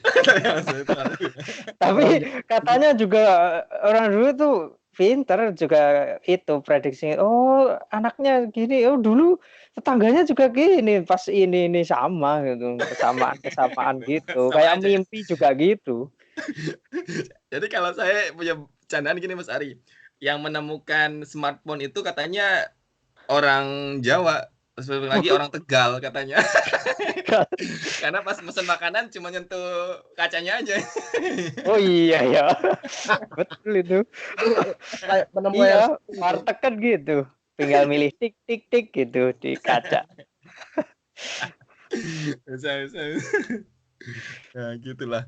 Jadi kecepatan perkembangan teknologi itu seperti itu dan ya sekarang kita ada di fase-fase yang bisa melihat perkembangan itu. Jadi kalau kita ngomongin teori komunikasi dengan teori perkembangan, balik lagi ke konsepnya bahwa teori komunikasi atau perkembangan komunikasi itu akan beririsan atau akan linear ya, atau sama berkembangnya dengan teknologi yang tercipta. Gitu. Kalau teknologi tercipta seperti itu ya komunikasi kan berubah. Gitu. Kalau orang tadi berkumpul harus menunggu dengar kentongan, sekarang orang berkumpul menunggu informasi di grup WhatsApp. Gitu. Iya. Gitu dah. Oke, ini udah mulai akhir-akhir slide nih, bahwa dari Kak Erik, bahwa dia pernah menyatakan bila sepanjang sejarah manusia arus komunikasi yang menjaga fungsi masyarakat bergerak pada kecepatan manusia atau hewan, maka kini teknologi elektronik memacu arus tersebut menuju kecepatan cahaya. Apa maksudnya? Nah, ini menarik juga nih. Jadi kalau teman-teman belajar fisika nih, kalau ingat ya, fisika itu kan zaman dulu tuh ada namanya Newton, Sir Isaac Newton. Newton itu yang menemukan teori-teori fisika, saya sih mengatakan fisika zaman pertama. Era pertama itu ketika namanya zaman mekanik. Jadi semuanya itu gravitasi dihitung gitu. Kemudian muncullah teknologi yang dikembangkan dari gravitasi ini. Newton tuh yang menemukan itu apel jatuh. Nah, setelah zamannya Newton masuk ke era Einstein, Albert Einstein. Einstein menemukan teori fisika itu tidak lagi seperti Newton, ada tambahan yang lain. Makanya dia kenal dengan istilah relativitas waktu. Nah, relativitas waktu itu apa?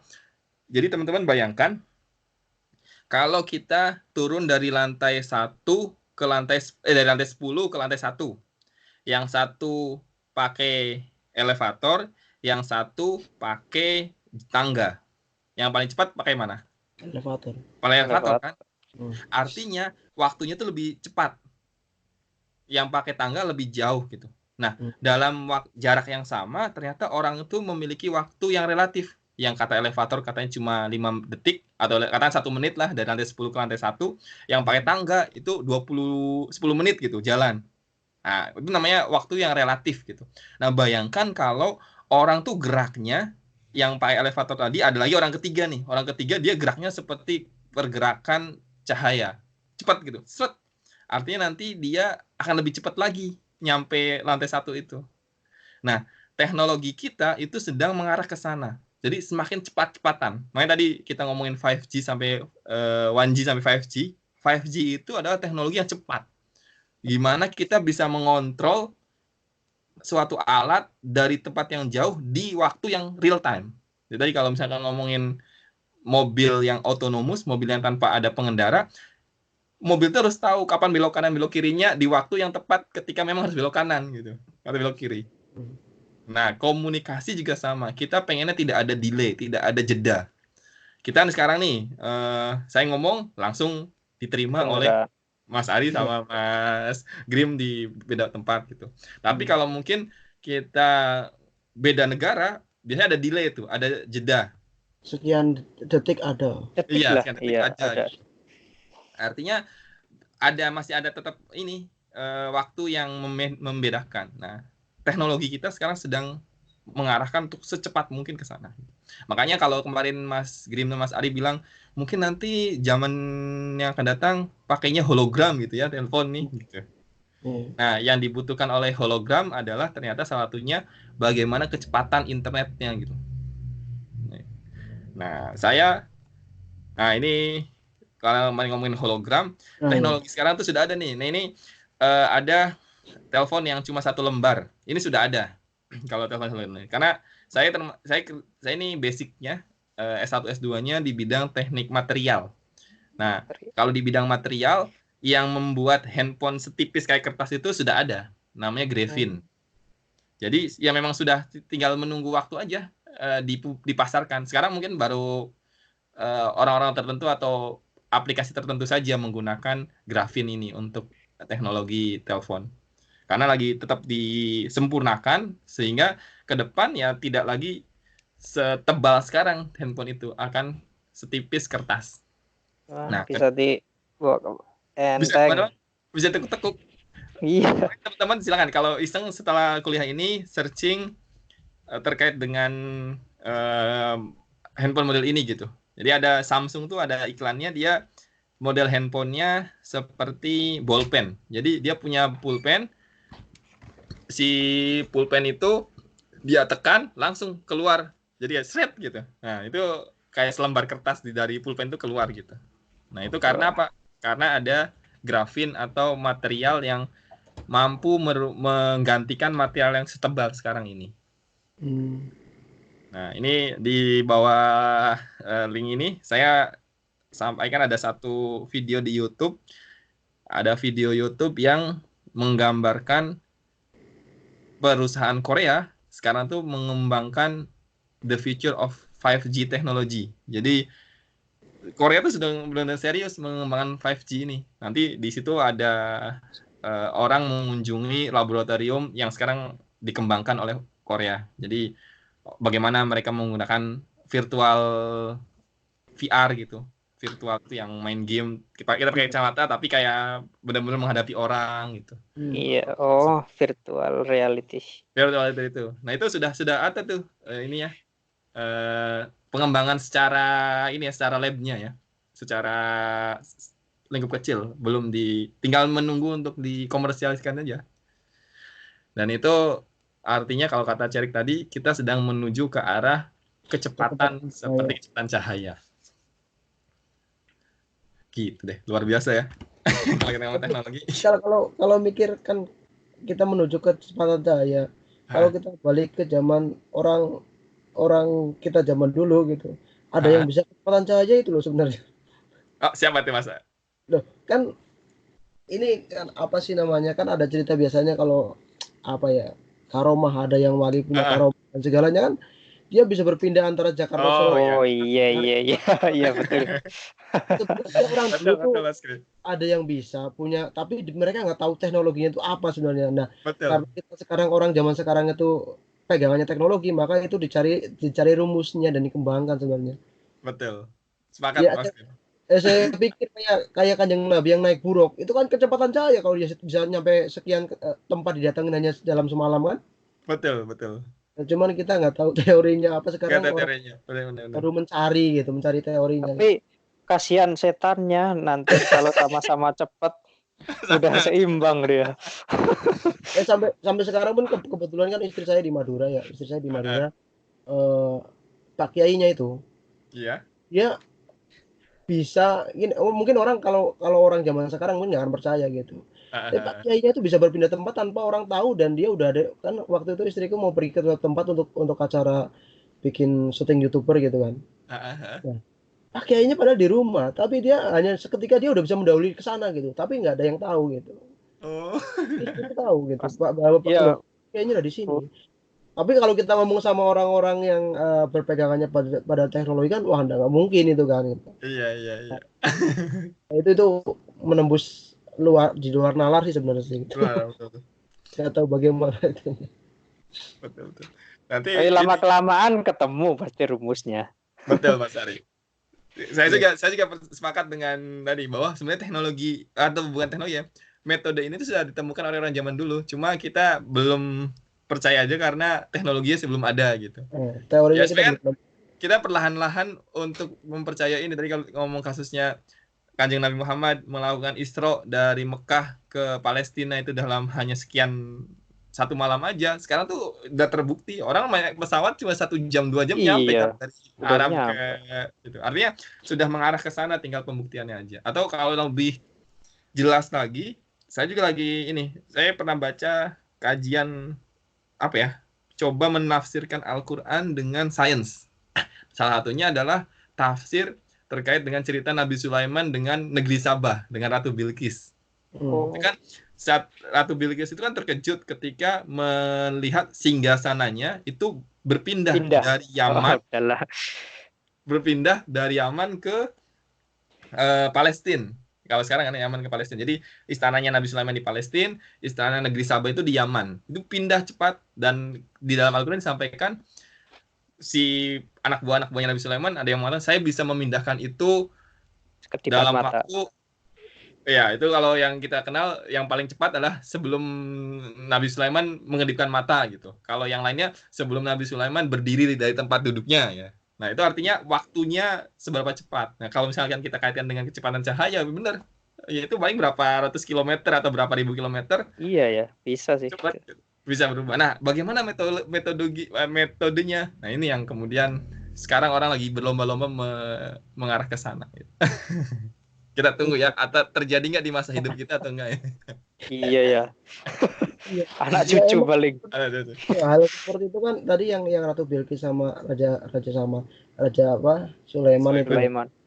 Padahal dalam waktu zamannya Mataram dan Kesunanan Cirebon juga terjadi sebenarnya. Ada Betul. waktu itu rajanya Mataram yang tiba-tiba dia nonton pagelaran di Cirebon dengan tahtanya sekalian nyampe sana. Orang bingung sampai sana. Tapi ya memang bukan di luar nalar juga sih kalau ini. Tapi saya baca di babatnya seperti itu, di babat sejarahnya Mataram Cirebon dulu ada yang seperti itu. Jadi rajanya Mataram pengen ngelihat pertunjukan apa di Cirebon itu. Dia datang ke Keraton Cirebon dengan tahtanya gitu dan duduk di tahta, hanya sekedap mata set di situ tahtanya gitu, pindah. Bener, pokoknya kita tinggal menunggulah bukti teknologinya seperti apa. Pendekatannya nanti. Iya. Gitu deh. Pokoknya kalau kita sebagai, ini konteksnya ngomongin perkembangan teknologi informasi, dari ini kita bisa belajar nih. Termasuk saya pribadi setelah membaca modulnya teman-teman ini, kemudian menyiapkan presentasi dengan tambahan-tambahan foto-foto ini, saya jadi terinspirasi bahwa berapa kita ini beruntung bisa menceritakan ini secara kronologis gitu. Kalau kan kita tahu nih dari zaman dulu seperti ini, dan kemungkinan kita membayangkan masa depan itu seperti apa sih gitu. Iya. Nah, berkomunikasi seperti apa sih gitu. Ya, kalau misalkan apa ya, kayak Mas Grim tadi menceritakan istrinya ada di Madura. Saya juga sempat istri saya jauh di Jakarta gitu, saya di sini. Pola komunikasi kan akhirnya kemudian dibangun ya dengan cara seperti apa gitu. Sekarang ada video call gampang. Nah, pertanyaannya kalau kita punya anak, masa depan kita itu kita mau ngontrol anak kita ada di mana, caranya gimana gitu. Nah, sekarang teknologinya sudah ada kan sebenarnya. Misalkan kita bisa mengetahui posisi anak kita melalui handphone yang dia pegang gitu. Nah, kita sebagai orang tua ketika nanti berhadapan seperti ini tidak lagi gagap nih. Harusnya sudah tahu nih, oh iya, saya mau mengontrol kegiatan anak saya ada di mana. Bener kan nih kalau waktu sekolah ada di sekolah gitu. Apa jangan-jangan dia bolos lagi gitu. Tapi ada film yang setiap orang lahir itu ditanamkan sebuah kayak chip itu untuk semuanya datanya dia udah tahu itu. Ada film apa gitu? Ya pernah nonton sih. Imajinasinya sutradaranya yang udah terlalu visioner ke depan. Iya, tapi bisa terjadi menurut saya. Maksudnya itu sutradaranya udah pinter dia, udah pinter ya, Pak. Jadi bisa dikontrol semua masyarakat, kontrol pemerintah mudah sekali. Oh, bisa jadi nanti kita. Bagiannya anak cucu kita itu.